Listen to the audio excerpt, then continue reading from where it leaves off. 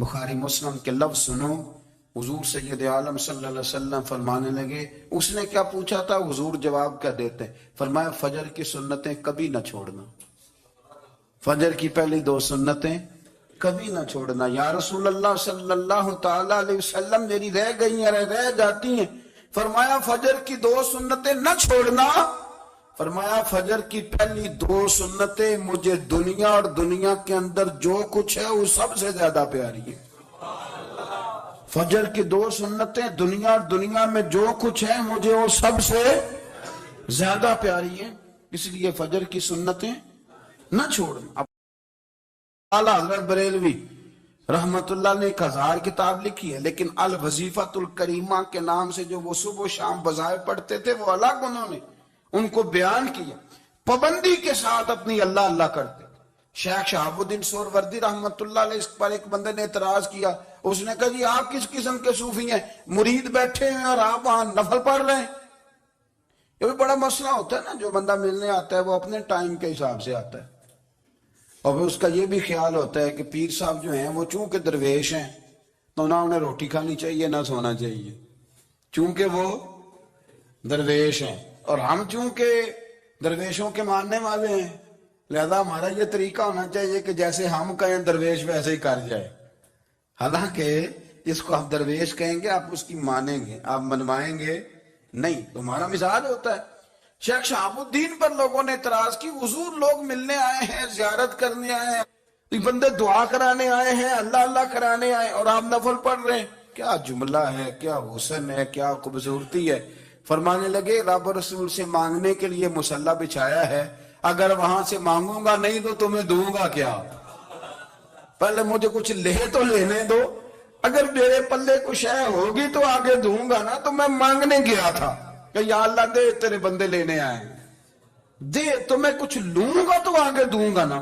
لیکن ہمارا یہ سٹیٹس، یہ مزاج، یہ شعور نہیں ہے۔ گپیں، کہانیاں، داستانیں، گفتگو، خطابت، واز، کیا بات، لیکن اگر کچھ کرنے کا کام ہو تو انہی ہم سے ہوتا ہے۔ میرے نبی کریم علیہ السلام نے مصلی سے دل لگانے کا درس دیا، حضور نے توجہ دلائی، صحابہ اس ذوق کے حامل لوگ تھے، وہ کوشش کرتے تھے۔ جناب صدیق اکبر رضی اللہ تعالیٰ عنہ کا عبادت کا مزاج ہمیشہ قائم رہا۔ حضرت عمر فاروق ساری رات اللہ کے حضور کھڑے رہے۔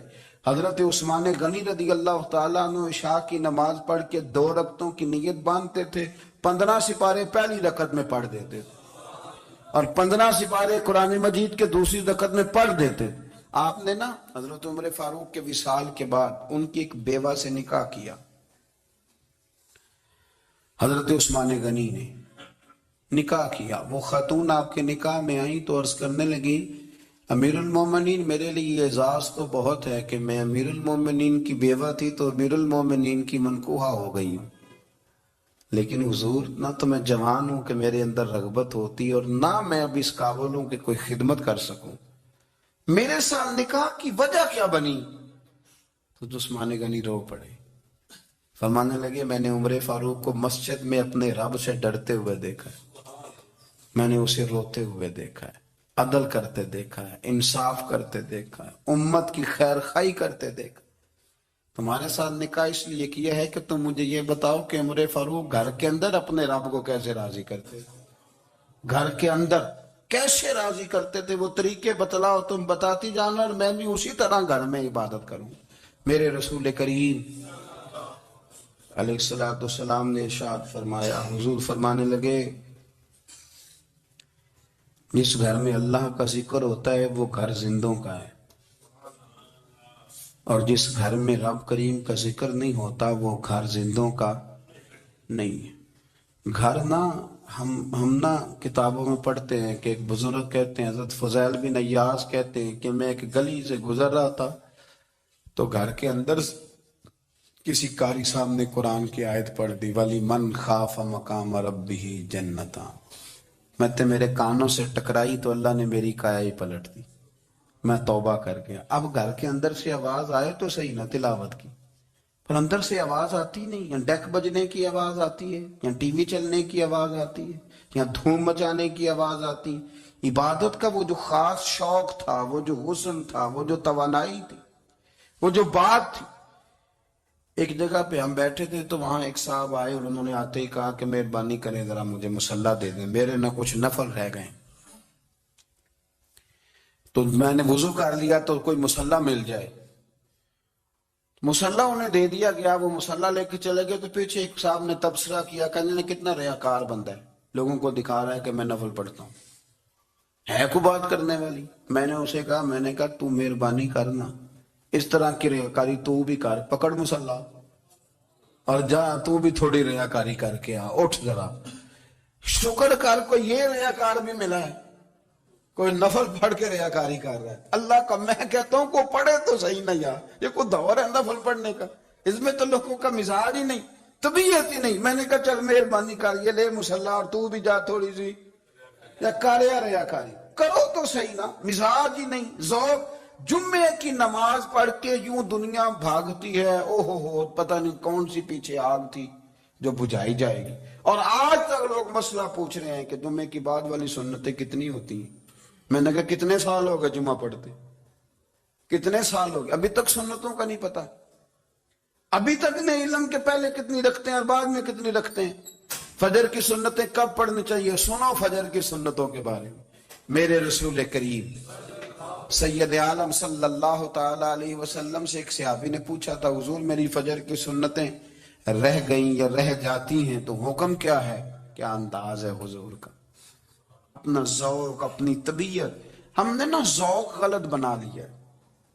اگر 20 بندے کہہ بھی دیں گے تو نے بڑی شاندار تلاوت کیا تو کیا اس سے بنے گا؟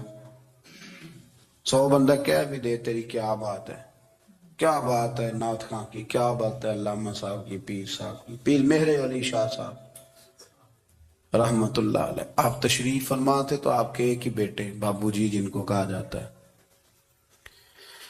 جس دن صاحبزادے پیدا ہوئے تو خادم نہ وہاں سے نکلا. ان لوگوں کے شوق اور طرح کے تھے نا، تو ان کی توجہ بھی اپنے شوق کی طرف رہتی. تو خادم نکلا اندر سے، پیر صاحب مبارک ہو، پیر صاحب مبارک ہو، پیر صاحب مبارک ہو، پیر صاحب مبارک. وہ شور کر رہے ہیں تو پیر صاحب کو وجد ہو گیا، اللہ اکبر اللہ اکبر اللہ. وہ کیا ہوا، کس بات کی مبارک دے رہے ہو؟ عرض کی حضور اللہ نے بیٹا دیا. تو آپ فرمانے لگے اچھا حضور آپ کیا ہوا، آپ تو پریشان ہو گئے. فرمانے لگے جب تو نے 3 دفعہ کہا نا مہر علی کو مبارک ہو تو میں سمجھا تھا شاید تجھے کسی نے بتا دیا ہے کہ مہر علی سے اللہ راضی ہو گیا. میں سمجھا تھا کہ شاید تو یہ خبر لے کے آیا ہے کہ کسی نے بتایا ہے کہ مجھے آج خبر ملی ہے کہ مہر علی سے رب اچھا پتر ہوا ہے، الحمدللہ اللہ کا شکر ہے. پر میرے لیے مبارک کا دن وہ ہوگا جب میرا رب کہے گا کہ میں مہر علی سے راضی ہوں. میرے محبوب کہیں گے کہ میں مہر علی سے. آپ بات کو سمجھیں، شوق ہی کسی اور طرف تھا، دل ہی کہیں اور لگا ہوا تھا، طبیعت ہی کہیں اور مائل تھی. کوئی وظیفہ پوچھتے تھے تو پڑھتے تھے وہ لوگ، کچھ اللہ اللہ انہیں بتائی جاتی تھی تو کرنے کا ذوق رکھتے تھے، طبیعت تھی، قائل تھے. حضرت ربیع کہتے ہیں میں بڑی دور سے سفر کر کے گیا حضرت اویس کرنی سے ملنے، بڑی دور سے. اور جب میں پہنچا تو فجر کا وقت تھا. تو حضرت اویس کرنی کو میں نے پا لیا. تو وہ نماز پڑھ کے نا قرآن شریف لے کے بیٹھ گئے. فرماتے ہیں اشراق چاشت کا وقت ہوا تو نفلوں کی نیت باندھ لی. محدث ابن الجوزی نے لکھا ہے، فرماتے ہیں پھر جب زوال کا وقت ہوا تو مسجد میں جھاڑو دینے لگ گئے. زور کی نماز پڑھ کے تو عصر کی تیاری تک وہ مسجد میں بیٹھے رہے. اور میرے نبی پاک علیہ السلام نے فرمایا جو نماز کے انتظار میں بیٹھا ہو وہ نماز ہی میں ہے، وہ نماز ہی میں ہے. فرمایا میری دنیا میری امت کی جو رہبانیت ہے نا وہ اتنی ہے کہ نماز کا انتظار کرے. اذان کے بعد نماز کا یہ راہب ہیں، یہ اس وقت چھوڑ کے بیٹھے ہیں سارا کچھ. فرماتے ہیں عصر تک انہوں نے اللہ اللہ کی، پھر مغرب تک کی، عشاء کی نماز ہوئی تو وہ نماز پڑھی تو وہ تھک گئے. اب مجھے وہ فارغ ہو مصلی چھوڑے تو میں ملاقات کروں نا. یہ آپ حیران نہ ہو کہ اتنی دیر بندہ کیسے اللہ اللہ کر.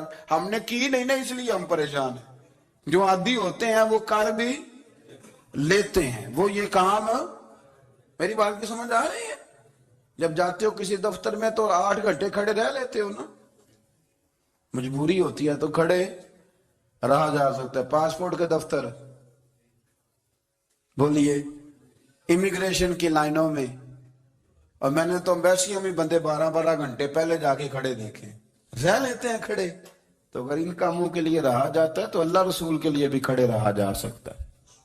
تو فرمانے لگے کہ جب عشاء کی نماز کے بعد آخر انسان تھے، تھک گئے، نیند کا غلبہ ہوا، تو تھوڑی ایسے آنکھ بند ہوئی تو کھلی تو رونے لگے۔ حضرت اب ایسے کر لیا، رو کے کہنے لگے مالک مجھے غافل تو نہ کر، ابھی میں نے کیا بھی کچھ نہیں، دن ختم ہو گیا، کوئی نفل نہیں، کوئی اللہ اللہ نہیں، اللہ مجھے غافل نہ کر، میری مدد فرما۔ فرماتے ہیں جب وہ روئے تو میرے ساتھ جو شخص تھا، میں نے کہا اٹھو چلیں، کہنے لگا حضور ملنا نہیں، فرمایا جو میں لینے آیا تھا وہ مجھے مل گیا، جو میں ان سے سیکھنے آیا تھا وہ مجھے نصیب ہو گیا، اب اور میں نے کیا لینا، ختم ہو گئی بات، اٹھو چلیں۔ اللہ کے بندوں نے حضرت ربیہ بن کعب اسلمی رضی اللہ تعالیٰ عنہ فرماتے ہیں، کہتے ہیں جب بنو قریظہ اور بنو نذیر یہودیوں کے ساتھ حضور علیہ السلام نے جنگ کا اعلان فرمایا تو وہ دشمن ہو گئے، ہمیں خطرہ تھا کہ وہ رات کو کہیں محبوب کو تکلیف نہ دیں، تو کچھ لوگ نا تلواریں لے کے نبی پاک کے دروازے پہ پہرے داری کرتے تھے۔ گن مین رکھنا حرام نہیں، اگر کسی کو واقعی خطرہ ہو تو اس کے لیے سنت بھی ہے۔ حضرت علی المرتضیٰ تلوار لے کے حضور کے گھر کا پہرا دیتے تھے۔ حضرت ربیہ بن کعب اسلمی رضی اللہ تعالیٰ عنہ فرماتے ہیں کہ رات میری ڈیوٹی تھی کہ میں حضور کے گھر کا پہرا دوں گا، تو فرماتے ہیں میں باہر سن رہا تھا، ساری رات ہی میرے نبی پاک نے اللہ کی تسبیح پڑھی، ساری رات، کبھی تسبیح، کبھی تحلیل، کبھی تحمید، کبھی تکبیر، ساری رات۔ فرماتے ہیں ساری رات حضور پڑھتے رہے اور ساری رات ہی میں سنتا رہا، مجھے اونگ آ گئی، میری آنکھ لگ گئی، حضور ابھی پڑھ رہے تھے، میں تھک کے سو گیا۔ اور فرماتے ہیں جب میری آنکھ دوبارہ سے کھلی تو میرے کانوں میں پھر کوئی چیز گونجی، تو میں نے کان لگایا تو میرے حبیب ابھی بھی اللہ کو یاد کر رہے۔ ساری رات حضور رب کی عبادت کرتے، اسی لیے تو کہا یا ایھا المزمل قم اللیل الا قلیلا، حبیب ساری رات تو نہ جاگا کر، تھوڑا آرام بھی کر لیا کر۔ میرے بھائی اپنا مصلی، اپنی عبادات، اپنے وظائف، اللہ اللہ جو آپ نے کسی سے سیکھی ہے اس کو کبھی کمزور نہ ہونے دیں۔ شجرہ شریف جو کسی بزرگ سے آپ لے لیتے ہیں تو کیا رسم ہے کوئی؟